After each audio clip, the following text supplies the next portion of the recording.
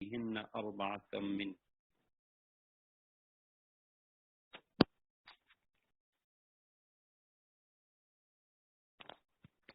الحمد لله وكفى والصلاة والسلام على من لا نبي بعد وعلى آله وأصحابه أجمعين أما بعد فأعوذ بالله من الشيطان الرجيم بسم الله الرحمن الرحيم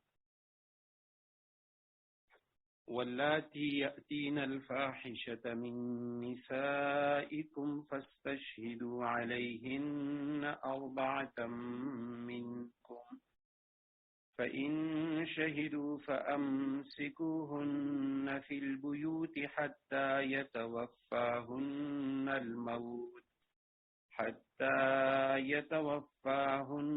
الموت أو يجعل الله لهن سبيلا. صدق الله العظيم. اللهم صل على محمد النبي الأمي وعلى آله وأصحابه وبارك وسلم. رب اشرح لي صدري ويسر لي أمري واحلل عقدة من لساني يفقهوا قولي. رب زدني علما. اللهم أرنا الحق حقا وارزقنا اتباعه وأرنا الباطل باطلا وارزقنا اجتنابه.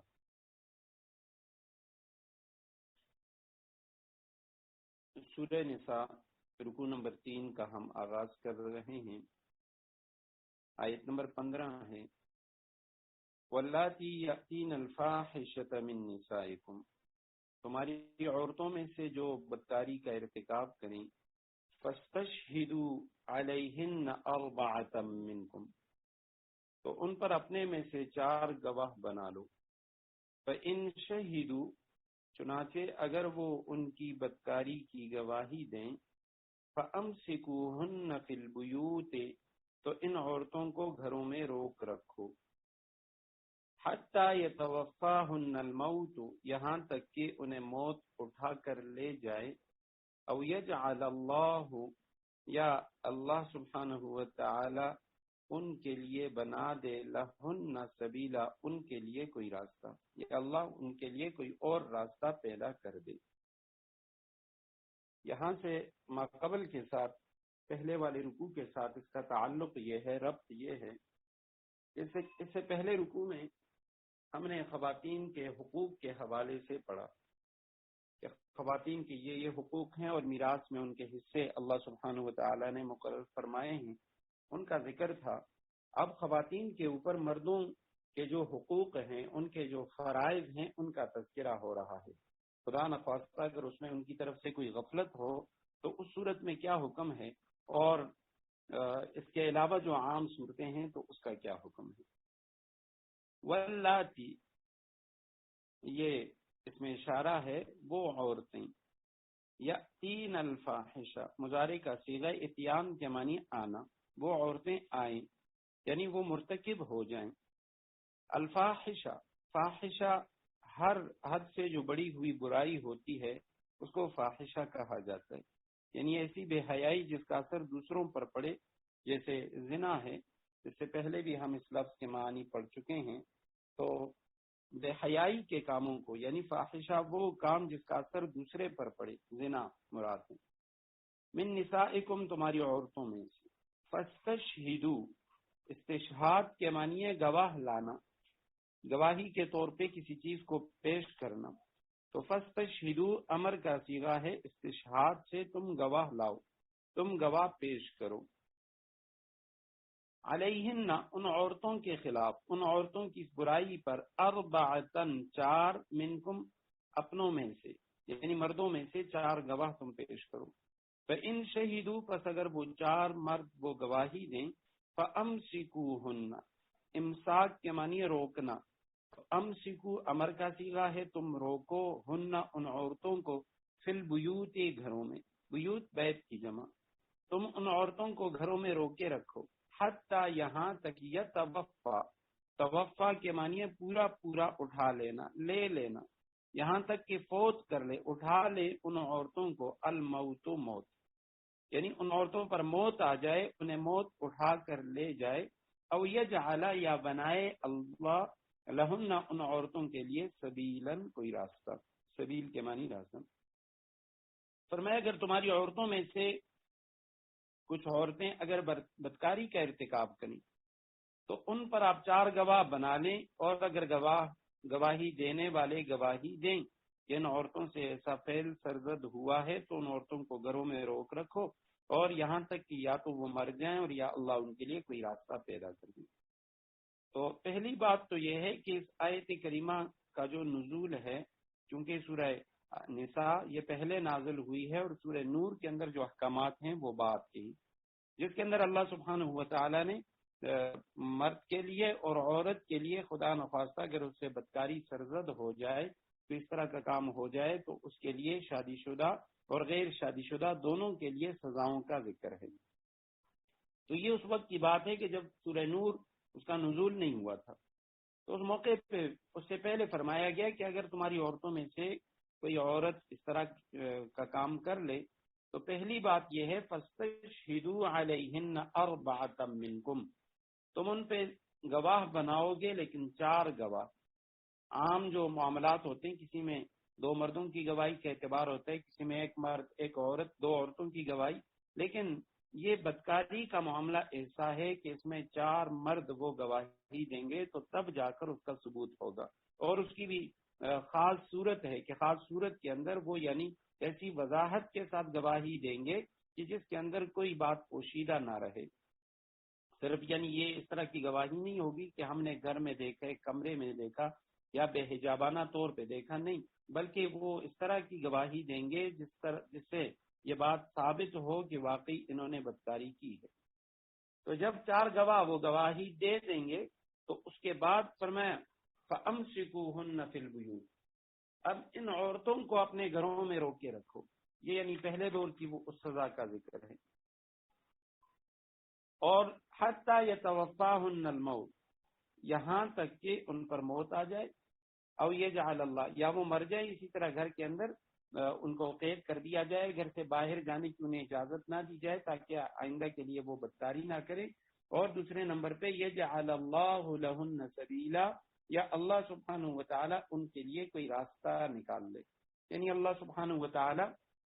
ان سے متعلق کسی حکم کو نازل فرما دے۔ تو اب یہ آیت کے آخر میں جو فرمایا وَيَجْعَلَ اللَّهُ لَهُنَّ سَبِيلًا، کہ اللہ سبحانہ و تعالیٰ ان کے لیے کوئی حکم نازل فرما دے، تو حضرت عبداللہ ابن عباس رضی اللہ تعالیٰ عنہما وہ فرماتے ہیں کہ سبیل جو ہے اس سے مراد الرجم للسیب والجلد للبکر، کہ شادی شدہ کے حق میں زنا کی جو حد ہے اس کو سنسار کر دینا ہے، اور غیر شادی شدہ کے لیے اس کو کوڑے مارنا ہے۔ اور سورہ نور کے اندر اس کا ذکر ہے، سورہ نور کی آیت نمبر 13 میں ہے الزانیۃ والزانی فجلدوا کل واحد منہما 100 جلدہ، زناکار عورت اور زناکار مرد میں سے ہر ایک کو 100 کوڑے مارو۔ اور جو شادی شدہ ہیں محسن ہیں تو ان کے لیے قرآن کریم کی آیت بھی نازل ہوئی تھی جس کی تلاوت منسوخ ہو گئی لیکن اس کا حکم باقی رکھا گیا، اور ماقبل کی کتابوں میں تورات وغیرہ میں بھی یہ حکم تھا کہ اگر شادی شدہ جوڑا وہ یہ برائی کرے تو اس کی سزا وہ سنسار کرنا ہے۔ حضرت عمر رضی اللہ تعالیٰ عنہ کا ارشاد ہے کہ اللہ تعالیٰ نے محمد علیہ السلام کو نبی برحق بنا کر بھیجا اور ان پر کتاب بھی نازل کر دی، اور جو کچھ وحی اللہ نے نازل فرمائی اس میں رجم کی آیت بھی تھی، رسول اللہ صلی اللہ علیہ وسلم نے رجم کیا اور ہم نے بھی ان کے بعد رجم کیا سنسار، اور سنسار کا حکم اس شخص کے لیے ثابت ہے جو بدکاری کرے اور وہ شادی شدہ ہو، خواہ مرد ہو یا عورت۔ یہ بخاری و مسلم کی روایت ہے۔ تو یہ جعل اللہ لہن سبیلا سے یہ مراد ہے، سورہ نور کی ان آیات کی طرف اشارہ ہے کہ اللہ سبحانہ و تعالی بعد میں ان کے لیے کوئی حکم نازل فرمائیں گے۔ اور اس سے پہلے جو فرمایا گیا کہ 4 گواہ یہ ضروری ہے، اگر خدا نخواستہ کوئی شخص 4 گواہ پیش نہ کر سکے یا کسی نے الزام لگائے کسی مرد یا عورت پہ بدکاری کا اور پھر وہ 4 گواہ پیش نہ کر سکا، نہ ہی اس مرد نے یا عورت نے اس گناہ کا اعتراف کیا، تو اس صورت میں سورہ نور ہی کے اندر وضاحت ہے جس کا یعنی حاصل یہ ہے کہ اگر یہ لوگ 4 گواہ نہیں لائیں گے تو وہ جھوٹے ہوں گے اور ان کو حد قذف لگائی جائے گی، جھوٹ بولنے کی جو حد ہے وہ حد ان پہ جاری کی جائے گی۔ واللذان یأتیانہا منکم فآذوہما، دوسری آیت کریمہ واللذان یأتیانہا، اور تم میں سے جو دو مرد بدکاری کا ارتکاب کریں، فآذوہما، ان کو اذیت دو، فإن تابا، پھر اگر وہ توبہ کر لیں، تابا تسنیہ کا صیغہ ہے، تابا ماضی کا، پھر اگر وہ دونوں توبہ کر لیں، وَأَصْلَحَا، یہ بھی تسنیہ، اپنی اصلاح کر لیں، فَأَعْرِضُوا عَنْهُمَا، تو ان سے اعراض کرو، یعنی ان سے درگزر کرو، ان اللہ کان توابا الرحیما، بے شک اللہ بہت توبہ قبول کرنے والا بڑا مہربان ہے۔ واللذان، یہ بھی اس میں اشارہ، اس میں موصول ہے، جس طرح اوپر اللتی اس میں موصول، تو یہاں بھی اللذان اس میں موصول، لیکن یہ مذکر کا صیغہ ہے، یعنی وہ دو مرد یأتیانہا، جو اس برائی کا ارتکاب کریں، منکم، تم میں سے، فآذو، آذو امر کا صیغہ ہے، ایذا سے، ان دونوں کو ایذا دو، ان دونوں کو مارو پیٹو، تکلیف دو، فإن تابا، پس اگر ان دونوں نے توبہ کیا، وَأَصْلَحَا، اور اس برائی سے باز آئے، برائی کو چھوڑ دیا، فَأَعْرِضُوا، پس تم اعراض کرو، یہ بھی امر کا صیغہ ہے، درگزر کرو، کنارہ کشی اختیار کرو، عنہما، ان دونوں سے، ان اللہ کان توابا الرحیما، یقیناً اللہ سبحانہ وتعالی تواباً، بہت توبہ قبول کرنے والا۔ تواب کا لفظ پہلے بھی ہم پڑھ چکے ہیں کہ اصل میں یہ جو تابہ کا لفظ ہے تو یہ یعنی رجوع کا معنی دیتا ہے، تو یہ اللہ سبحانہ وتعالی کے لیے بھی یہ لفظ استعمال ہوتا ہے اور بندوں کے لیے بھی استعمال ہوتا ہے۔ فرق یہ ہے کہ اگر اس کے ساتھ الہ کا صلہ آ جائے، اس کے بعد الہ کا لفظ ہو تو اس کے معنی ہوتی ہیں توجہ اور انابت، رجوع کرنا، جیسے توبو الی بارئکم، سورہ بقرہ کی آیت نمبر 54 میں ہم نے پڑھا تھا، توبہ کرو اپنے رب کی طرف، یعنی رب سے معافی مانگو۔ اور اگر اس کے بعد اعلیٰ کا لفظ ہو تو اس کے معنی ہوتے ہیں توبہ قبول کرنا، جو اللہ سبحانہ وتعالیٰ کے لیے آتا ہے، فتاب علیکم، یہ بھی اسی سورہ بقرہ کی آیت نمبر 54 میں ہے کہ اللہ سبحانہ وتعالیٰ نے تمہاری توبہ قبول فرمائی۔ تو یہ تائب کا لفظ اسی سے ہے، توبہ کرنے والا، یہ اللہ سبحانہ وتعالیٰ کے لیے نہیں آتا، توبہ کا لفظ تو آتا ہے، تواب کا لفظ بھی آتا ہے، ان اللہ یحب التوابین، اللہ سبحانہ وتعالیٰ بہت زیادہ توبہ کرنے والوں کو پسند کرتا ہے، جو بار بار توبہ کرتے ہیں۔ اب یہاں پہ تواب کا لفظ ان اللہ کان تواب الرحیم، اللہ سبحانہ وتعالیٰ کے لیے، اور اس آیت کریمہ میں تواب کا لفظ بندوں کے لیے، لیکن تائب کا لفظ یہ صرف بندوں کے لیے آتا ہے، اللہ سبحانہ وتعالیٰ کے لیے نہیں آتا۔ اس کا معنی ہے یعنی گناہ سے توبہ کرنے والا، باز آنے والا،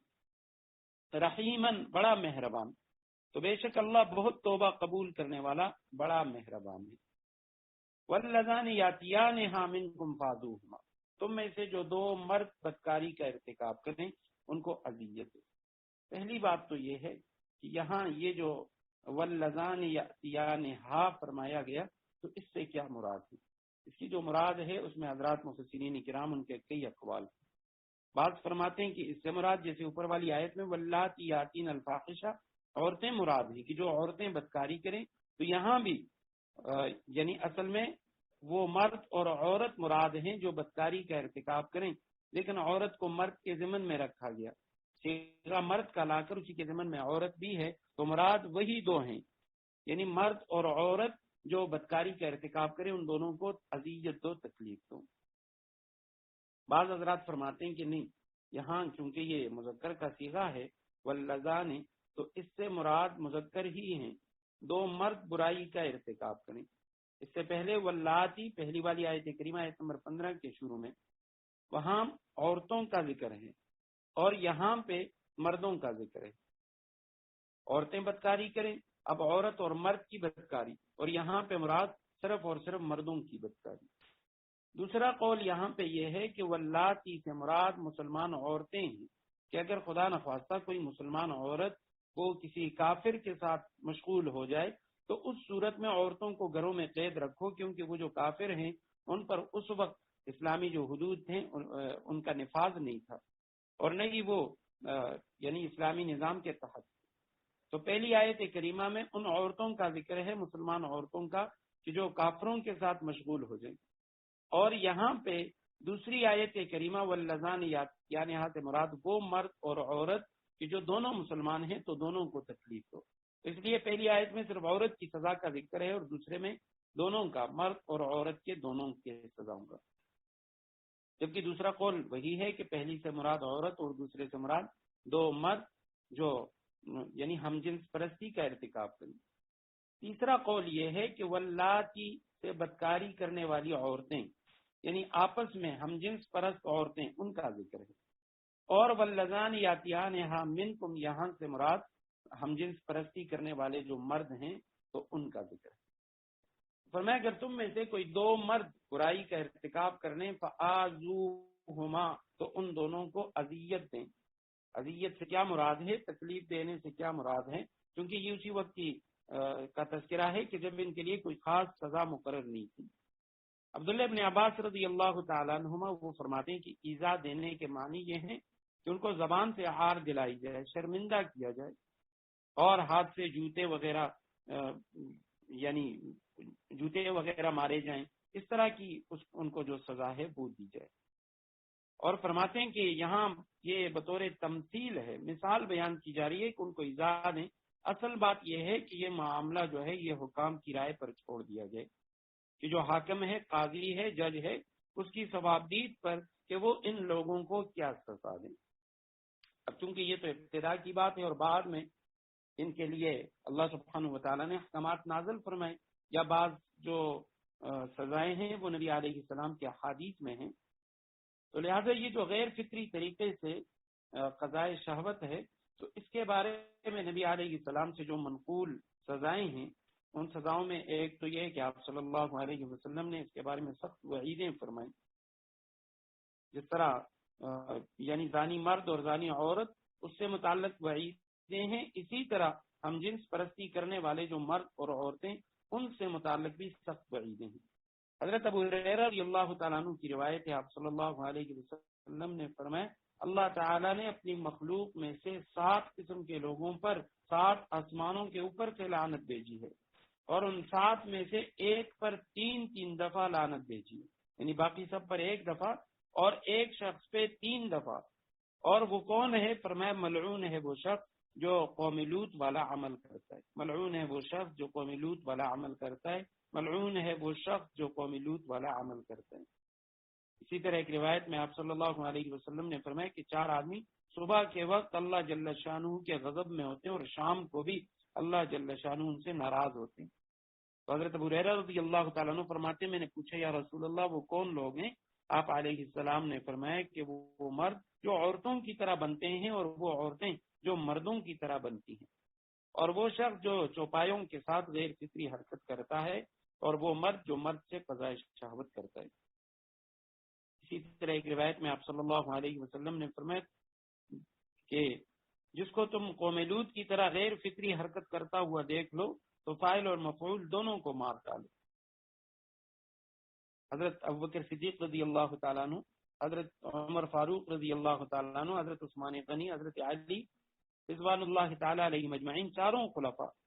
عبداللہ بن زبیر رضی اللہ تعالیٰ عنہ اور ہشام بن عبد الملک، ان حضرات نے اپنے زمانوں میں غیر فطری حرکت کرنے والے جو لوگ تھے ان کو آگ میں جلا ڈالا تھا. اور اسی طرح کے ایک واقعہ ہے کہ حضرت خالد بن ولید رضی اللہ تعالیٰ عنہ انہوں نے حضرت ابوبکر صدیق رضی اللہ تعالیٰ عنہ کو خط لکھا کہ عرب کے ایک علاقے میں ایک مرد ہے جس کے ساتھ عورتوں والا کام کیا جاتا ہے. حضرت ابوبکر صدیق رضی اللہ تعالیٰ عنہ نے اس سلسلے میں صحابہ کرام کو جمع کیا اور ان سے مشورہ لیا. تو حضرت علی رضی اللہ تعالیٰ عنہ انہوں نے مشورہ دیا کہ یہ ایسا گناہ ہے کہ جس کا ارتکاب سوائے قوم کے کسی نے نہیں کیا، یعنی قوم لوط کی طرف اشارہ ہے. اور اللہ جل شانہ نے اس قوم کے ساتھ جو معاملہ کیا ہے وہ آپ سب کو معلوم ہے، اور فرمایا میری رائے ہے کہ اسے آگ میں جلا دیا جائے. دوسرے صحابہ کرام نے بھی اس پر اتفاق کر لیا اور ابوبکر صدیق رضی اللہ تعالیٰ عنہ نے اسے آگ میں جلا دینے کا حکم دیا. تو اب یہاں پہ یعنی یہ وعیدوں کا ذکر ہے. آپ صلی اللہ علیہ وسلم نے کئی وعیدیں، اسی طرح دیگر بعض روایات ہیں جس میں آپ صلی اللہ علیہ وسلم نے فرمایا اس مرد کی طرف اللہ سبحانہ وتعالی رحمت کی نگاہ سے نہیں دیکھتے جو مرد یا عورت کے ساتھ غیر فطری فعل کرے. اور اسی طرح ایک روایت میں فرمایا کہ حق بیان کرنے سے اللہ سبحانہ و تعالی شرم نہیں کرتے. یہ الفاظ آپ صلی اللہ علیہ وسلم نے 3 دفعہ ارشاد فرمائے. ان اللہ لا یستحیی من الحق، اللہ حق بیان کرنے سے شرم نہیں کرتے. اور پھر فرمایا کہ عورتوں کے پاس غیر فطری طریقے سے مت آیا کرو. اسی طرح ایک روایت میں فرمایا کہ ملعون ہے وہ شخص جو عورتوں کے پاس غیر فطری طریقے سے آتا ہے. تو اب یہ جو فعل ہے تو اس کی سزا کیا ہے؟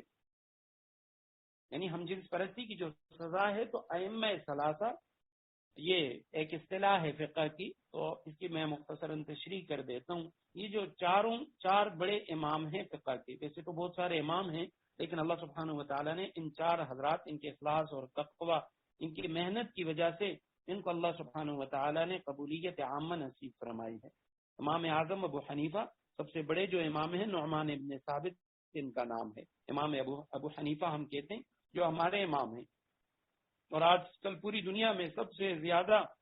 ان کے ماننے والے. اس کے بعد دوسرے نمبر پہ امام مالک رحمہ اللہ، امام شافعی رحمہ اللہ، اور امام احمد ابن حنبل رحمہ اللہ. تو یہ 4 مشہور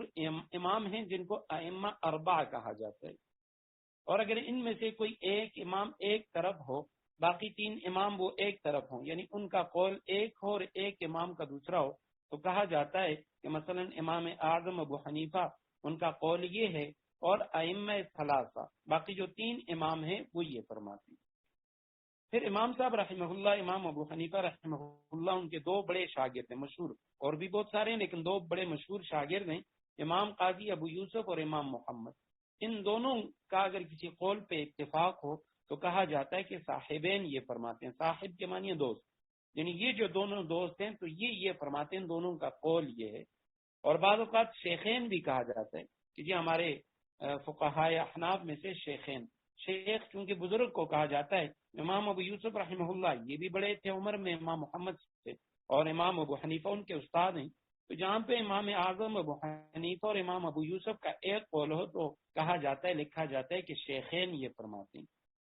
اور اگر ابو یوسف اور محمد یہ ایک طرف ہوں تو کہا جاتا ہے صاحبین یہ فرماتے ہیں. اور بعض اوقات یہ اصطلاح بھی آتی ہے کہ طرفین یہ فرماتے ہیں. طرفین یہ ہے، تو طرفین امام اعظم ابو حنیفہ اور امام محمد کو کہا جاتا ہے، کیونکہ امام اعظم ابو حنیفہ ان کے استاد ہیں، بزرگ ہیں اور بڑے تھے، اور امام محمد وہ عمر میں بہت زیادہ چھوٹے تھے، اس لیے ان کو طرفین کہا جاتا ہے. تو یہاں اس مسئلے میں ائمہ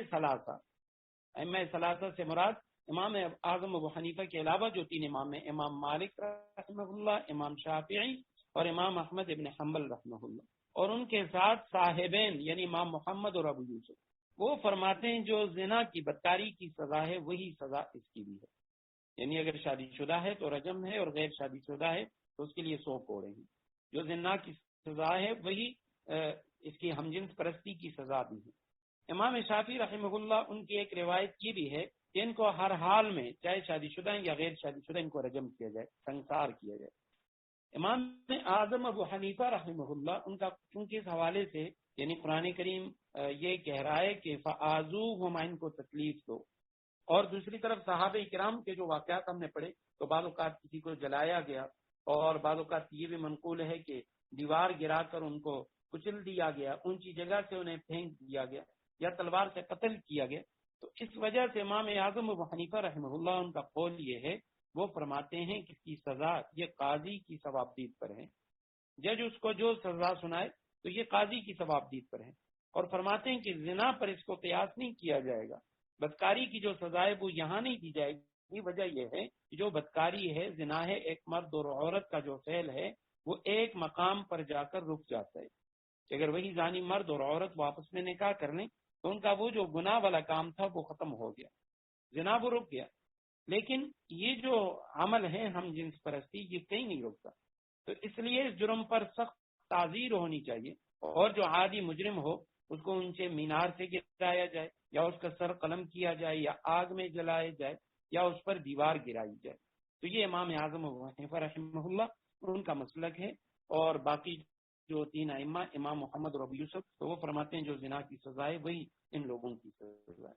واللذان یاتیانھا منکم فاذوہما، تم میں سے جو دو مرد بدکاری کا ارتکاب کریں فآذوہما ان کو اذیت دو، فإن تابا پھر اگر وہ توبہ کر لیں وہ اصلاح اور اپنی اصلاح کر لیں، توبہ بھی کریں، جو گناہ انہوں نے کیا ہے تو اس پر ندامت پشیمانی یہ بھی ہو، اور ساتھ یہ ہے کہ جو کچھ ہوا ہے یعنی اس پر ندامت پشیمانی بھی ہو، آئندہ نہ کرنے کا عزم بھی ہو، اور وہ اصلاح اپنی اصلاح بھی کریں یعنی اس گناہ کو چھوڑ بھی دیں، فاعرضوا عنہما تو ان سے درگزر کرو، اعراض کرو، چھوڑ دو، کنارہ کشی اختیار کرو، ان اللہ کان توابا رحیما بے شک اللہ بہت توبہ قبول کرنے والا بڑا مہربان ہے۔ اشارہ فرما دیا کہ اللہ سبحانہ وتعالی شرک کے علاوہ ہر بڑے سے بڑے گناہ کو قبول کرنے والا ہے، لیکن اگر بندے کے دل میں ندامت شرمندگی ہو گناہ کو چھوڑ دے اور آئندہ نہ کرنے کا عزم کرے۔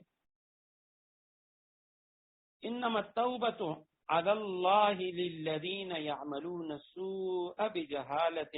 ثم یتوبون من قریب، انما التوبہ یقیناً توبہ علی اللہ یعنی اللہ نے توبہ قبول کرنے کی ذمہ داری لی ہے، توبہ کا قبول کرنا علی اللہ اللہ پر ہے، اللہ توبہ قبول کرتی، للذین ان لوگوں کے لیے ہے یہ توبہ کی قبولیت، یعملون السوء بجہالۃ جو نادانی سے کوئی برائی کر ڈالتے ہیں، ثم یتوبون من قریب پھر جلدی ہی توبہ کر لیتے ہیں، فاولئک یتوب اللہ علیہم چنانچہ اللہ ان کی توبہ قبول کر لیتا ہے، وکان اللہ علیما حکیما اور اللہ ہر بات کو خوب جاننے والا بھی ہے، حکمت والا بھی ہے۔ انما التوبہ یقیناً توبہ ابھی ہم نے تابہ کے لفظ کے ضمن میں اس کی تشریح پڑھ لی کہ تابہ سے ہے، تابہ کے معنی اس نے توبہ کی، تو توبہ کے اصل معنی ہے رجوع کرنا، توجہ اور انابت کے معنی میں آتا ہے،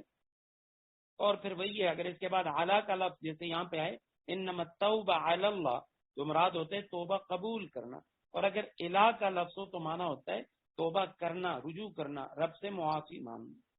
انما التوبہ یقیناً توبہ قبول کرنے کی جو ذمہ داری ہے علی اللہ ہے وہ اللہ پر ہے، یعنی اللہ نے توبہ قبول کرنے کی جو ذمہ داری لی ہے، للذین ان لوگوں، لام یہ برائے کے معنی میں آتا ہے، الذین وہ لوگ، للذین کے معنی ان لوگوں کے لیے، توبہ کی قبولیت ان لوگوں کے لیے، یعملون جو کر لیتے ہیں،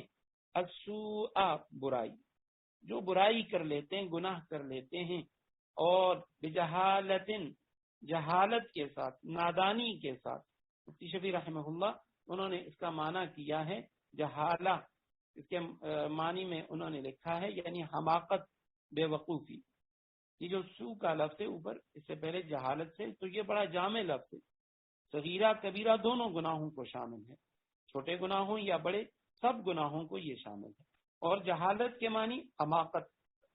نادانی، بے وقوفی۔ سورہ یوسف کی آیت نمبر 89 میں ہے، 89 میں، هل علمتم ما فعلتم بیوسف واخیہ اذ انتم جاہلون، کیا تمہیں پتہ ہے کہ تم نے یوسف اور اس کے بھائی کے ساتھ، یوسف علیہ السلام اپنے بھائیوں سے مخاطب ہیں کہ تم نے یوسف اور اس کے بھائی کے ساتھ تم لوگوں نے کیا کیا تھا، اذ انتم جاہلون جب تم نادان تھے، جاہل کے معنی جاہل نہیں ہے کہ تم بے خبر تھے، بلکہ نادانی میں، حماقت میں تم نے یوسف اور اس کے بھائی کے ساتھ کیا کیا تھا۔ ثم یتوبون من قریب پھر وہ جلد ہی توبہ کر لیتے ہیں، تو توبہ کے لفظ کے بارے میں نے بتایا کہ وہ توجہ، انابت ہے، اور توبہ کی جو اصطلاحی تعریف ہے وہ یہ ہے کہ یہ شرمندگی سے عبارت ہے، یعنی وہ ندامت اور شرمندگی جو ماضی میں کوئی کام اس نے کیا اس پر ندامت اور شرمندگی، اور آئندہ نہ کرنے کا عزم ہو، اور یہ ہے کہ حال میں گناہ کو چھوڑ دے، ماضی میں جو کچھ ہوا اس پر شرمندگی ہو، حال میں گناہ کو چھوڑ دے اور آئندہ نہ کرنے کا عزم کرے، یہ توبہ ہے۔ اور اگر خدا نخواستہ جو گناہ اس سے صادر ہوا ہے، جو گناہ اس نے کیا ہے، اس کا تعلق حقوق العباد کے ساتھ ہو، بندوں کے حقوق کے ساتھ ہے، تو پھر اس کے لیے ضروری ہے کہ وہ بندوں کا جو حق ہے وہ بھی ادا کرے گا۔ پھر 4 شرائط ہوگی، صرف گناہ کا چھوڑنا اور گناہ جو ہوا ہے اس پر ندامت و شرمندگی، آئندہ نہ کرنے کا عزم، یہ کافی نہیں ہے، بلکہ اس کے ساتھ ایک اور شرط بھی کہ جس بندے کا جو مال اس نے کھایا ہے، کسی کی غیبت کی ہے تو اسے معافی مانگنا یا اس کا جو حق ہے وہ اسے واپس کرنا، یہ ضروری ہے۔ ثم یتوبون من قریب، پھر وہ جلد ہی توبہ کر لیتے ہیں، قریب ہی توبہ کر لیتے ہیں، اولئک یتوب اللہ علیہم، اللہ سبحانہ وتعالی یتوب اللہ علیہم، تو اللہ سبحانہ وتعالی ان کی توبہ کو قبول کر لیتا ہے۔ وکان اللہ علیما حکیما، اللہ سبحانہ وتعالی علم والے اور حکمت والے ہیں، یعنی خوب جاننے والا بھی ہے اور حکمت والا بھی۔ آیت کریمہ کے اندر جو تشریح طلب جو لفظ ہے، یعملون سوء بجہالت، کہ جو لوگ جہالت کے ساتھ یعنی برائی کا ارتکاب کر لیتے ہیں، چھوٹے یا بڑے گناہ کو کر لیتے ہیں، ثم یتوبون من قریب، پھر فوراً توبہ کر لیتے ہیں، تو ایسے لوگوں کی اللہ توبہ قبول فرما لیتی ہے۔ تو دو طرح کے اشکال سامنے آتے ہیں۔ ایک بات تو یہ کہ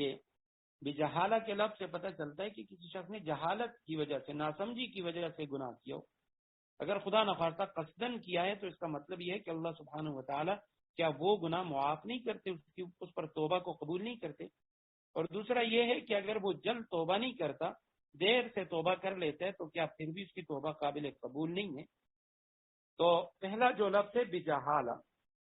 مفتی شفیع رحمہ اللہ نے اس کی بڑی اچھی تشریح فرمائی ہے۔ صحابہ کرام سے اس کے جو معانی ہیں، یا قرآن کریم کی سورہ یوسف کی جو آیت کریمہ ہے، اس سے بھی پتہ چلتا ہے کہ جاہل کا لفظ قرآن کریم میں احمق کے لیے، حماقت کے لیے یہ لفظ استعمال ہوا ہے۔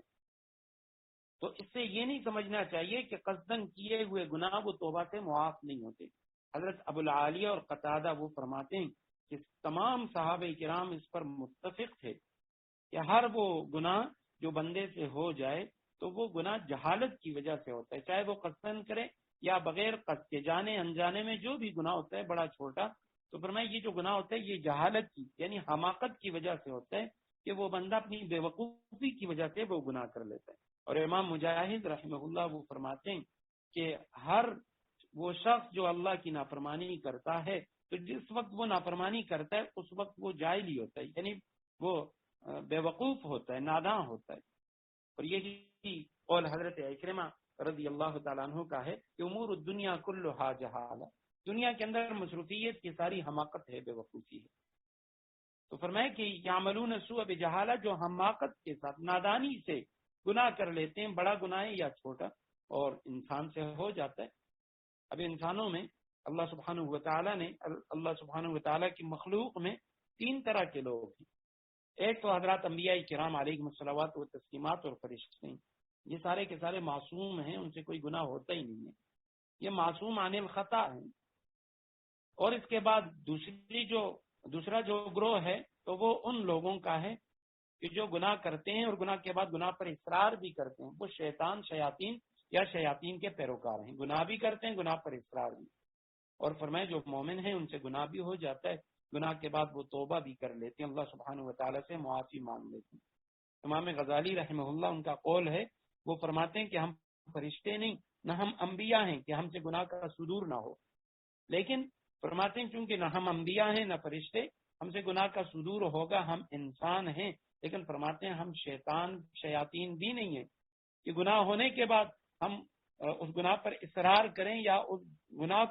گناہ نہ ماننے پر دلائل پیش کریں کہ نہیں جی یہ تو گناہ نہیں ہے، یہ تو حلال کام۔ فرمایا ہم انسان ہیں، گناہ بھی ہوگا، لیکن ہمیں پھر شیطان نہیں بننا چاہیے، گناہ پر اصرار نہیں کرنا چاہیے۔ پھر فرمایا ثم یتوبون من قریب، پھر جلد ہی توبہ کر لیتے ہیں۔ تو اب جلد ہی توبہ سے مراد یہ ہے کہ موت سے پہلے جب بھی وہ بندہ توبہ کرتا ہے وہ قریب ہی ہے، کیونکہ دنیا کی زندگی وہ انتہائی قلیل ہے، تھوڑی سی ہے۔ تو موت سے پہلے جب بھی انسان نے توبہ کی، اس کی جو توبہ ہے وہ قبول ہے۔ نبی علیہ السلام کی حدیث مبارک ہے، آپ صلی اللہ علیہ وسلم نے فرمایا ان اللہ یقبل توبۃ العبد ما لم یغرر، حالت نزع سے پہلے بندہ جب بھی توبہ کرتا ہے اللہ سبحانہ وتعالی اس کی توبہ کو قبول فرما لیتے ہیں۔ تو چھوٹا گناہ ہے یا بڑا گناہ، اس پر توبہ کرنے سے گناہ معاف ہو جاتے ہیں۔ اور گناہ کے بعد بندہ جب بھی توبہ کرے، 1 سال کے بعد، 2 سال کے بعد، زندگی میں کسی بھی وقت، وہ جو توبہ ہے وہ قریب ہی ہے، لیکن خدا نخواستہ حالت نزع میں ہو، پھر اگر وہ توبہ کرے گا تو اس کی توبہ قبول نہیں ہوگی۔ وَلَيْسَتِ التَّوْبَةُ لِلَّذِينَ يَعْمَلُونَ السَّيِّئَاتِ، آیت نمبر 18 ہے، توبہ کی قبولیت ان لوگوں کے لیے نہیں ہے یعملون السیئات جو برے کام کیے جاتے ہیں، حتی اذا حضر احدهم الموت یہاں تک کہ جب ان میں سے کسی پر موت کا وقت آ کھڑا ہوتا ہے، قال تو وہ کہتا ہے انی تبت الآن کہ میں نے اب توبہ کر لی ہے، وللذین یموتون اور ان لوگوں کے لیے بھی نہیں، نہ ان لوگوں کے لیے توبہ کی قبولیت ہے، یموتون وہم کفار جو کفر ہی کی حالت میں مر جاتے ہیں، اولئک اعتدنا لهم عذابا الیما ایسے لوگوں کے لیے تو ہم نے دکھ دینے والا عذاب تیار کر رکھا ہے۔ توبہ کی قبولیت ولیست اور نہیں ہے، یہ لیسا کا مؤنث ہے، لیسا اور لیست نہیں ہے توبہ کی قبولیت، التوبہ توبہ للذین ان لوگوں کے لیے یعملون السیئات سیئہ کی جمع ہے، اور سیئہ کے بارے میں ابھی ہم نے پڑھ لیا کہ گناہ کبیرہ صغیرہ تمام گناہوں کے لیے یہ لفظ استعمال ہوتا ہے، سب گناہوں پر یہ بولا جاتا ہے۔ تو جو لوگ گناہ کر لیتے ہیں، برائی کر لیتے ہیں، یعملون السیئات جو برے کام کیے جاتے ہیں، حتی یہاں تک اذا حضر کہ جب آ جائے احدہم ان میں سے کسی ایک کے پاس الموت موت، جب ان میں سے کسی پر موت کا وقت آ کھڑا ہوتا ہے، قال تو وہ کہتا ہے انی تبت میں نے توبہ کر لی، الآن اب، الآن کے معنی اب، میں نے اب توبہ کر لی ہے۔ تو اللہ سبحانہ و تعالیٰ فرماتے ہیں اس کے لیے توبہ کی قبولیت نہیں، اور ابھی ہم نے پڑھ لی ہے کہ یہ یعنی اس سے پہلے والی آیت کریمہ کی تشریح بھی ہے جس میں فرمایا گیا کہ توبہ جو ہے اس کی قبولیت ان لوگوں کے لیے ثم یتوبون من قریب جو اس کے بعد فوراً توبہ کرتے ہیں۔ تو فوراً سے کیا مراد ہے کہ موت سے پہلے پہلے، جب کسی شخص پر اس کی موت کا وقت آ کھڑا ہوتا ہے تو اس وقت اللہ سبحانہ و تعالیٰ فرماتے ہیں اس کے لیے پھر توبہ کی قبولیت نہیں، اور نہ ان لوگوں کے لیے یموتون وہم کفار جو کفر ہی کی حالت میں مر جاتے ہیں، کافر مر گیا تو اب اس کی توبہ کا کوئی اعتبار نہیں۔ اولئک اعتدنا، اعتدنا کے معنی ہم نے تیار کر رکھا ہے، اعتاد یہ اعداد سے ہے، اعداد عدد تیار کرنا، مہیا کرنا، اور اسی سے ایک لفظ اور ہے اعتداء، وہ زیادتی کرنے سے ہے، اس کا جو مادہ ہے وہ عدبن ہے، قرآن کریم میں وہ لفظ بھی استعمال ہوئے۔ تو اعتدنا ہم نے تیار کر رکھا ہے ان کے لیے عذاباً علیما دکھ دینے والا عذاب، علیم کا لفظ علم سے ہے، علم عربی میں درد کو کہا جاتا ہے، تو علیم کے معنی درد دینے والا دکھ دینے والا عذاب ہم نے ایسے لوگوں کے لیے تیار کر رکھا ہے۔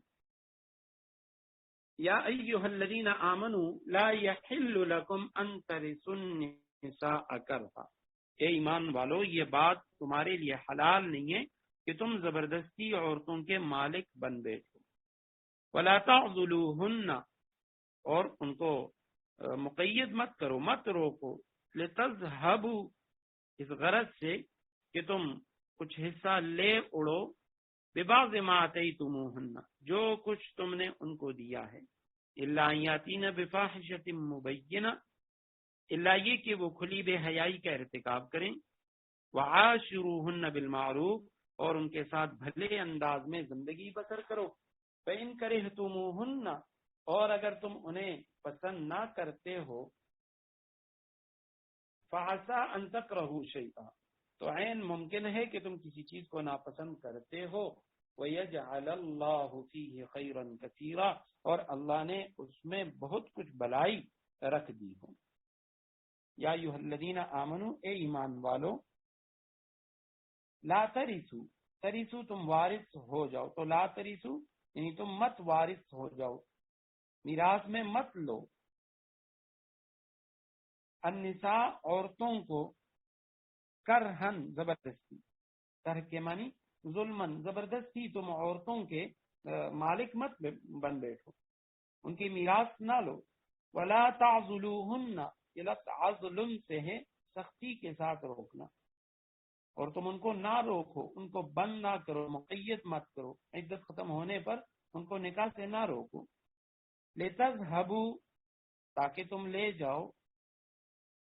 یعنی یہ ذہابہ یذہبو کے بارے میں ہم پڑھ چکے ہیں کہ ویسے اس کے معنی ہے جانا، ذہابہ ذہاب سے ہے، اس کے معنی ہے خود چلنا، لیکن جب اس کے بعد با کا لفظ آ جائے، اس کے بعد جو لفظ آتے ہیں اس پر با آ جائے تو یہ متعدی ہو جاتا ہے، پھر اس کے معنی ہوتے ہیں لے جانا، جیسے سورہ بقرہ کی آیت نمبر 20 میں ہم نے پڑھا تھا کہ وَلَوْ شَاءَ اللَّهُ لَذَهَبَ بِسَمْعِهِمْ، اگر اللہ چاہے تو اللہ ان کے کانوں کو لے جائے، کانوں کی سماعت کو لے جائے، ختم کرے۔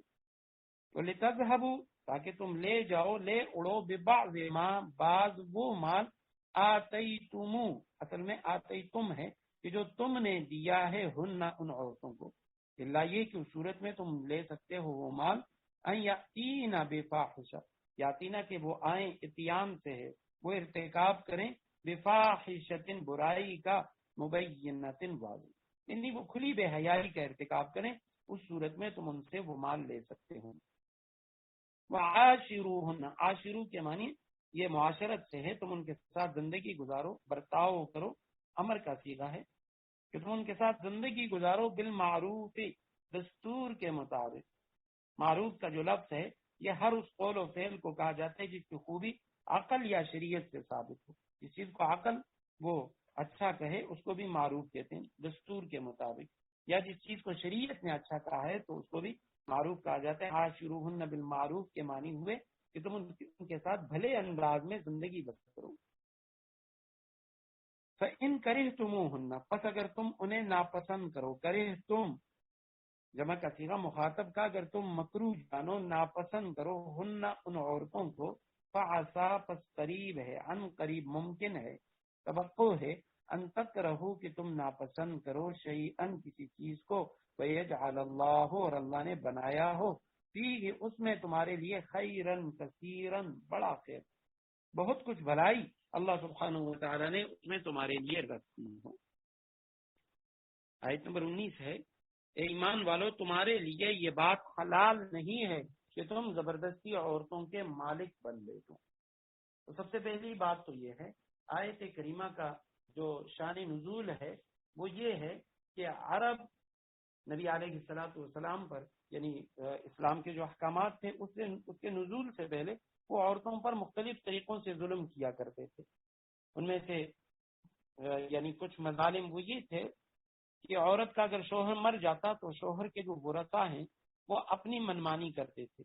اگر دل چاہتا تو اسی عورت کے ساتھ خود نکاح کر لیتے یا دوسرے کے ساتھ کرا دیتے، رغبت نہ ہوتی تو نہ خود نکاح کرتے اور نہ کسی دوسرے سے اس کا نکاح کراتے، بلکہ اس کو قیدی بنا کر رکھ لیتے اور اس کو یعنی ذریعہ آمدنی بنا لیتے، اور یا اس کے پاس اگر کچھ سامان وغیرہ ہے تو وہ سامان اس کا وہ ہڑپ کر لیتے، یا اس کے بدلے میں وہ عورت وہ اپنی جان چھڑا لیتی، اپنا سارا مال و متاع وہ ان کے حوالے کر دیتی۔ تو قرآن کریم میں اس آیت کریمہ کے اندر اللہ سبحانہ و تعالی نے اسی سے متعلق فرمایا کہ ایمان والو، تم کو یہ بات حلال نہیں ہے کہ عورت کے مال و جان کے جبرن تم مالک بن جاؤ۔ اب یہ جو مالک بننا ہے یہ تین طرح سے تھا، ایک تو یہ کہ عورت اس کا جو حق شرعی ہے میراث میں اس کو وہ خود لے لیتے اور عورت کو نہ دیتے، اس کا جو مال ہے اس کے مالک بن گئے۔ دوسرے نمبر پہ اس کو نکاح نہ کرنے دیا جاتا، اور یہاں تک کہ وہ مر جاتی یا اس کا وہ جو مال ہے وہ لے لیتے۔ اور تیسرا یہ کہ خاوند جو ہے وہ عورتوں کو، اپنی بیوی کو بے وجہ وہ مجبور کرتا کہ بھئی تم مجھے کچھ مال دے دو اور اس کے بدلے میں تمہیں چھوڑ دوں گا اور طلاق دے دوں گا۔ فرمایا ایمان والو، تمہارے لیے حلال نہیں ہے کہ تم زبردستی عورتوں کے مالک بن گئے۔ اور وَلَا تَعْضُلُوهُنَّ لِتَذْهَبُوا بِبَعْضِ مَا آتَيْتُمُوهُنَّ، ان کو اس غرض سے مقید مت کرو کہ تم نے جو کچھ ان کو دیا ہے تو اس کا کچھ حصہ لے اڑو، کہ بھی ان کو گھر میں تنگ کیا جائے یہاں تک کہ یہ مجبور ہو جائیں اور جو مال ہم نے دیا ہے مہر کی صورت میں یا اس کے علاوہ وہ ہمیں واپس کر دے، اور اس صورت میں ہم اس کو طلاق دے دیں۔ تو بلا وجہ، بغیر یعنی کسی وجہ کے ان کو تنگ نہ کرو۔ الا ان یاتین بفاحشۃ مبینہ، اللہ یہ کہ وہ کھلی بے حیائی کا ارتکاب کریں، اور یہ بھی اس دور کی بات ہے، اس دور کے اندر اگر یعنی کوئی عورت وہ کھلی بے حیائی، فاحشہ مبینہ سے مراد بعض حضرات نے زنا لیا، بدکاری، زیادہ تر حضرات نے یہی مانا لیا، جبکہ بعض نے شوہر کی نافرمانی مراد لیے۔ حضرت عبداللہ بن عباس رضی اللہ تعالیٰ عنہما کا قول یہ ہے کہ یہاں فاحشہ مبینہ سے مراد شوہر کی نافرمانی۔ تو اس صورت میں ابتدائی اسلام میں یعنی یہ جو حدود زنا کے حدود وغیرہ ہیں تو اس کے نزول سے پہلے اگر کوئی عورت وہ زنا کر لیتی تو اس کا جو مہر ہے وہ ثابت ہو جاتا، اگر شوہر نے دیا ہی نہیں تو وہ شوہر اس کے دینے کا پابند نہ ہوتا، اور اگر اس نے دیا ہوتا تو وہ عورت سے واپس لے لیتے. یہ حکم بعد میں منسوخ ہو گئے. تو اب اس آیت کریمہ میں فرمایا کہ اللہ یاتین بفاحشۃ مبینہ، اگر وہ کھلی بے حیائی کا ارتکاب کریں تو اس صورت میں تم اپنا دیا ہوا مال یعنی جو مہر ہے وہ اس سے واپس لے سکتے ہو، لیکن یہ حکم اب منسوخ ہے. وعاشروہن بالمعروف، اور ان عورتوں کے ساتھ زندگی گزارو بھلے انداز میں زندگی بسر کرو. فإن کرہتموہن، ممکن ہے کہ تمہیں وہ عورتیں پسند نہ ہوں کسی وجہ سے، بدصورت ہونے کی وجہ سے، بد اخلاق ہونے کی وجہ سے، کوئی اس کے اندر ایسی کراہت ہوگی، تو فعسا ان تکرہوا شیئا، قریب ہے کہ کسی چیز کو تم ناپسند کرو، اور یجعل اللہ فیہ خیرا کثیرا، اللہ سبحانہ و تعالی نے اس میں تمہارے لیے بہت کچھ بھلائی رکھی ہو. کہ تم کسی ایک وجہ سے اس کے یعنی خوش خلقی نہ ہونے کی وجہ سے یا خوبصورتی نہ ہونے کی وجہ سے تم اسے ناپسند کرو، لیکن اللہ سبحانہ و تعالیٰ نے اس میں تمہارے لیے خیر کثیر رکھا ہو. پہلی بات تو یہ ہے کہ بھئی بعض اوقات انسان ظاہری کسی خوبی کو دیکھنا چاہتا ہے جو کہ یعنی اس عورت میں نہیں ہوتی. انگریزی کی ایک کہاوت ہے کہ ہر چیز کے اندر کوئی نہ کوئی خوبی ضرور ہے، اور کہاوت یہ ہے کہ یہ جو گھڑیال ہے، گھڑی، وال کلاک، تو اس کو آپ دیکھیں اگر وہ خراب بھی ہو تو تب بھی 24 گھنٹوں کے اندر 2 وقت وہ جو گھڑی ہے وہ سچ بولتی ہے، وہ جو ٹائم بتاتی ہے وہ درست ٹائم بتاتی ہے. اب ہے تو وہ خراب، اس کی سوئیاں جو ہے وہ کسی نہ کسی جگہ پہ کھڑی ہیں، تو 24 گھنٹے کے اندر 2 اوقات ایسے آتے ہیں کہ جب بندہ اسے دیکھتا ہے تو وہ بالکل ٹھیک وقت بتاتی ہے. تو اسی طرح ہر شخص کے اندر، ہر انسان کے اندر، مرد و عورت کے اندر اگر کچھ برائی ہے تو اس کے ساتھ بھلائیاں جو ہے، اچھائیاں، وہ بھی لازماً ہوتی ہیں. اور آپ صلی اللہ علیہ وسلم کی تعلیمات یہ ہیں کہ انسانوں کی جو خوبیاں ہیں ان پر نظر رکھو، اور جو ان کی خرابیاں ہیں ان سے درگزر کرو. فرمایا عین ممکن ہے ان کرہتموہن، تم ان عورتوں کو ناپسند کرو، اور فعسا ان تکرہوا شیئا، کہ تم کسی چیز کو ناپسند کرو، وَيَجْعَلَ اللَّهُ فِيهِ خَيْرًا كَثِيرًا، حالانکہ اس میں اللہ سبحانہ و تعالیٰ نے تمہارے لیے بڑی بھلائی رکھی ہے. اب یہ خیر کثیر سے مراد دنیاوی جو منفعت ہے وہ بھی ہو سکتی ہے اور دینی منفعت بھی ہو سکتی ہے. مثلا وہ عورت ہے تو بدصورت شوہر کو ناپسند ہے، لیکن وہ شوہر کی خدمتگار ہے، اس کی آرام رساں اور ہمدرد ہے، تو یہ اس کی دنیا کی منفعت ہے. اور دینی منفعت کی، اس سے اللہ سبحانہ و تعالیٰ تمہیں کوئی اولاد دیں،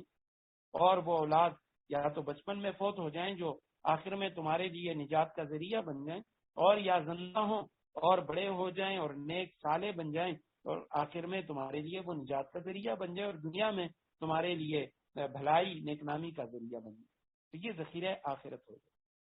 اور سب سے جو کم درجہ ہے وہ یہ ہے، اقل درجہ ناپسند چیز پر صبر کرنے کا جو ثواب ہے، اس کی جو فضیلت ہے وہ تو کہیں گئی نہیں ہے. تمہیں اس پر ثواب تو لازماً ملے گا کہ تمہیں ہے وہ ناپسند، لیکن پھر بھی تم اس کے ساتھ گزرانے اوقات کر رہے ہو. فرمایا فعسا ان تکرہوا شیئا، قریب ہے کہ تم کسی چیز کو ناپسند کرو، وَيَجْعَلَ اللَّهُ فِيهِ خَيْرًا كَثِيرًا، اور اللہ نے اس میں تمہارے لیے خیر کثیر رکھ دیا ہو، بہت کچھ بھلائی اللہ سبحانہ و تعالی نے اس میں رکھی ہے. وَإِنْ أَرَدْتُمُ اسْتِبْدَالَ زَوْجٍ مَكَانَ زَوْجٍ وَآتَيْتُمْ إِحْدَاهُنَّ قِنْطَارًا فَلَا تَأْخُذُوا مِنْهُ شَيْئًا، اور اگر تم ایک بیوی کے بدلے دوسری بیوی سے نکاح کرنا چاہتے ہو، وَآتَيْتُمْ إِحْدَاهُنَّ قِنْطَارًا، اور ان میں سے ایک کو ڈھیر سا مہر دے چکے ہو، فَلَا تَأْخُذُوا مِنْهُ شَيْئًا، تو اس میں سے کچھ واپس نہ لو. أَتَأْخُذُونَهُ بُهْتَانًا وَإِثْمًا مُبِينًا، کیا تم بہتان لگا کر اور کھلا گناہ کر کے مہر واپس لوگے؟ وَإِنْ أَرَدْتُمْ، اور اگر تم نے ارادہ کر لیا، جمع مخاطب کا صیغہ ہے، اردتم ماضی کا، کہ اگر تم نے ارادہ کر لیا، استبدال کے معنی ہے تبدیل کرنا، بدلنا. استبدال زوج مکان زوج، ایک بیوی کے بدلے دوسری بیوی. زوج کے لفظ کے بارے میں ہم پڑھ چکے ہیں کہ یہ اصل میں یعنی جو مقابل ہوتے ہیں اس کے لیے آتے ہیں. مرد کے مقابلے میں عورت زوج ہے، اور عورت کے مقابلے میں مرد جو ہے وہ زوج ہے. تو یہاں پہ زوج، دونوں جگہوں میں زوج سے مراد جو ہے وہ یہ ہے کہ بیوی، اگر تم ایک بیوی کے بدلے دوسری بیوی سے نکاح کرنا چاہتے ہو، تبدیل کرنا چاہتے ہو، فآتیتم، اور تم دے چکے ہو، احداہن، ان دو عورتوں میں سے کسی ایک عورت کو، احدا کے معنی ایک، دونوں میں سے، قنطارن، بہت سارا مال، قنطار مال کثیر، مال کا انبار، بہت سارا مال، فلا تأخذوا، پس مت لو، نہیں کا صیغہ ہے، منہ، اس عورت سے، شیئن، کچھ بھی، تو اس میں سے کچھ بھی واپس نہ لو، اتأخذونہ، یہ حمزہ استفہام کا ہے، کیا تم لوگے، بہتانن، اس مال کو، مہر کو تم واپس لوگے، بہتانن، بہتان لگا کے، وہ اسم مبینہ، اور کھلا گناہ کر کے تم وہ مہر واپس لوگے۔ تو ان اردتم استبدال زوج، اگر تم ایک عورت کے بدلے میں دوسری عورت سے نکاح کرنا چاہتے ہو، مطلب یہ ہے کہ بھئی کوئی دوسرا نکاح کرنا چاہتے ہو، پہلی جو بیوی ہے اسے چھوڑنا چاہتے ہو، تو ایسا نہ کرو کہ بھئی تم اس سے اپنا جو مہر ہے وہ واپس لے لو، کیونکہ عرب کے اندر جو ابھی ہم پڑھ چکے ہیں، اس دور میں وہ لوگ جب مہر واپس لیتے تو صرف اسی صورت کے اندر، اگر عورت بے حیائی کا ارتکاب کر لیتی، برائی کر لیتی، بدکاری کر لیتی، تو اس صورت میں اسے مہر واپس لیا جاتا۔ تو اگر تم کسی عام عورت سے مہر واپس لوگے تو لوگ یہی سمجھیں گے کہ خدا نخواستہ اس عورت نے برائی کا ارتکاب کیا ہے، جس صورت کے اندر تم اس عورت کے اوپر بہتان اور سری جو گناہ ہے اس کا تم ارتکاب کر رہے ہو۔ تو لہٰذا اگر تم کوئی اور نکاح کرنا بھی چاہتے ہو تو اس صورت میں جو مہر تم دے چکے ہو وہ مہر تم واپس نہیں لے سکتے، اور نہ تم اس کا مطالبہ کر سکتے ہو۔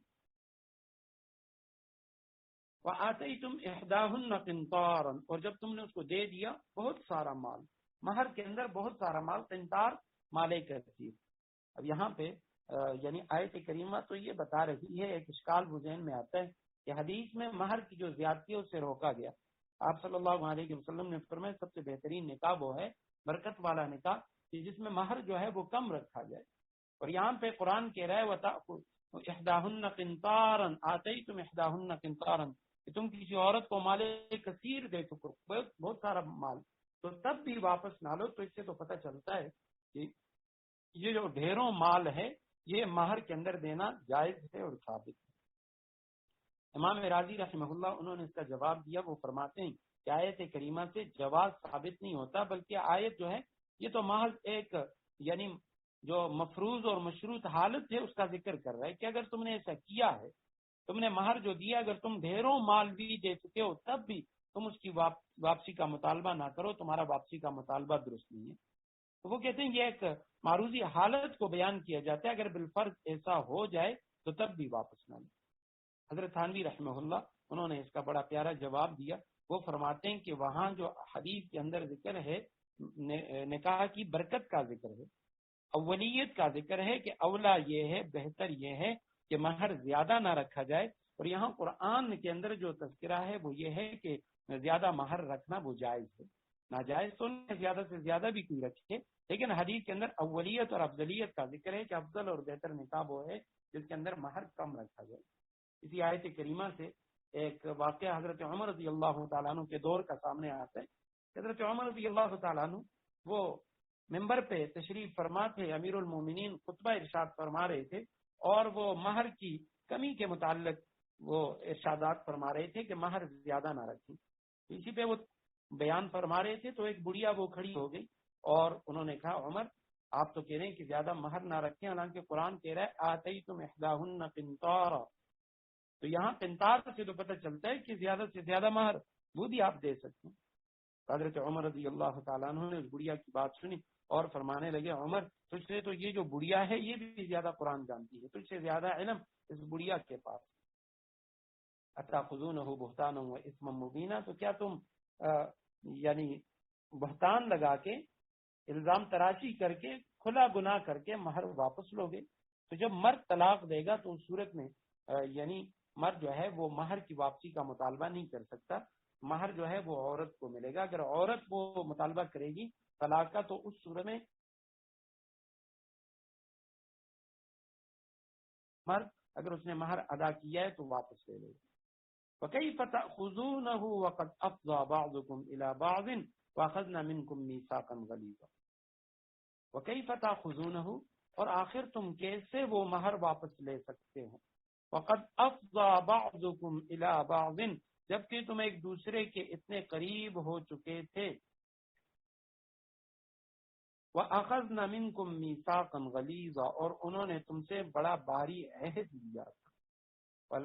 وَكَيْفَ تَأْخُذُونَهُ، اور کیسے تم لوگے وہ مہر. فقط افضا بعضکم، قد یہ ماضی قریب کے لیے آتا ہے. افضا الا، یہ جو افضا کا لفظ ہے تو اس کے بعد بعضکم کے بعد الا ہے، تو افضا الا کے معنی کسی جگہ پہنچنا، یعنی وصلہ پہنچنا. تو افضا الی المرأہ کے معنی ہوتے ہیں عورت کے ساتھ خلوت اختیار کرنا، جمع کرنا. فضا کے اصل معنی ہے بے حجابانہ طور پر کسی چیز کا ادراک کرنا، کسی چیز کو پا لینا. تو احناف جو ہیں حنفیہ وہ کہتے ہیں کہ یہاں اس سے مراد خلوت صحیحہ. یہ دو چیزیں ہیں کہ نکاح کے بعد اگر رخصتی ہو جائے، یا رخصتی تو نہیں ہوئی لیکن جو میاں بیوی ہیں ان کے درمیان خلوت صحیحہ ہو گئی. خلوت صحیحہ کا مطلب یہ ہوتا ہے کہ وہ ایسے بے حجابانہ طور پہ ان کی آپس میں ملاقات ہوئی کہ جماع سے صحبت سے کوئی چیز مانی نہیں تھی. اب یہ دوسری بات ہے چاہے انہوں نے صحبت کی ہے یا نہیں کی، لیکن اگر ایسی ان کی ملاقات ہو گئی جہاں صحبت سے کوئی چیز مانی نہیں تھی، نکاح کے بعد انہوں نے ایسی ملاقات کر لی، تو اب اس کو کہا جاتا ہے افضا، اس کو کہا جاتا ہے خلوت صحیحہ. اور اس صورت میں اب عورت جو ہے اگر خدا نخواستہ شوہر طلاق دے دے گا تو وہ عورت پورے مہر کی مالک ہوگی، اور اس کو پورا کا پورا جو مہر ہے وہ دیا جائے گا. نکاح کے بعد اگر رخصتی سے پہلے طلاق واقع ہو جائے تو اس صورت میں عورت کو آدھا مہر ملتا ہے، لیکن نکاح کے بعد رخصتی ہو گئی یا رخصتی نہیں ہوئی لیکن خلوت صحیحہ جس کی تشریح ہم نے پڑھ لی، خلوت صحیحہ ہو گئی تو پھر عورت کو پورا کا پورا مہر دیا جائے گا. اور میں کئی فتاخذونہ وقد افضى بعضکم، آخر تم کیسے وہ مہر لے سکتے ہو. وقد افضى بعضکم الى بعض، جبکہ تم ایک دوسرے کے اتنے قریب ہو چکے تھے. دونوں معنی ہو گئے، یا تو رخصتی ہو گئی یا رخصتی نہیں ہوئی لیکن خلوت صحیحہ ہو گئی. وَأَخَذْنَ مِنْكُمْ مِيثَاقًا غَلِيظًا، اور انہوں نے تم سے بڑا بھاری عہد لیا تھا. یہاں میثاقًا غلیظاً سے مراد نکاح ہے، یعنی نکاح کے اندر عورت اور مرد کے اندر کے درمیان یہ جو معاہدہ ہوتا ہے اس کو میثاق غلیظ، پختہ معاہدہ، باری عہد اس سے تعبیر کیا گیا کہ ایسا باری عہد ہو چکا. اب اس کے بعد اور رخصتی کے بعد کیسے تم مہر کا مطالبہ کرتے ہو، مہر واپس لینے کی کوشش کرتے ہو. تو اس صورت میں کسی حال میں تمہیں مہر واپس نہیں لینا چاہیے کیونکہ تم اس کے مستحق نہیں. آخر تم کیسے وہ مہر واپس لے سکتے ہو جبکہ تم ایک دوسرے کے اتنے قریب ہو چکے تھے. اور انہوں نے وَأَخَذْنَ مِنْكُمْ مِيثَاقًا غَلِيظًا، انہوں نے تم سے بڑا باری عہد لیا تھا. کے بعد والی جو آیت ہے اس کا تعلق بعد کی رکوع کے ساتھ ہے. انشاءاللہ کل کے درس میں اس پہ گفتگو کریں گے. بارک اللہ لی ولکم فی القرآن العظیم ونفعنی وإیاکم بالآیات والذکر الحکیم، وآخر دعوانا ان الحمد للہ رب العالمین.